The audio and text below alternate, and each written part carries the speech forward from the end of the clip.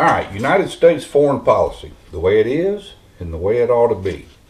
We know the way it is. We send billions of our tax dollars to corrupt politicians around the world who line their pockets with very little genuine regard for their own people.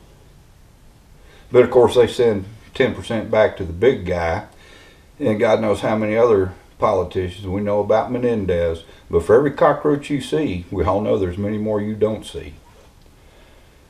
All right, and then they virtue signal about the good they're doing around the world. How about that?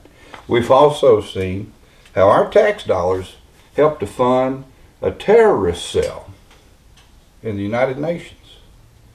We paid for a terrorist cell to cut the heads off, or help cut the heads off of babies in Israel. The way it is sucks.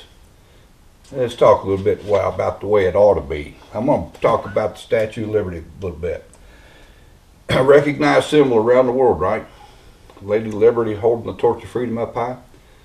How many of y'all are aware she's facing east? She's looking overseas.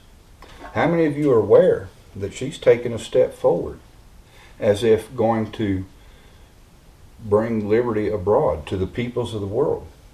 You can take a look at what we're doing. Instead of being jealous of what we accomplished because we are a free nation, a free people, how about joining us? And that's what our foreign policy dollars should go towards.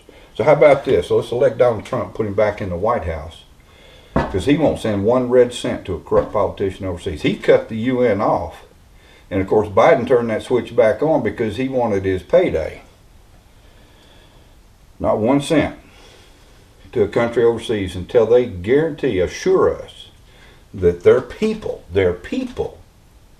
will enjoy liberties as we do. And put in an America First Congress to help Trump get this policy done. You elected America First, Make America Great Again Congress, and put Donald Trump back in the White House, then there will be world peace.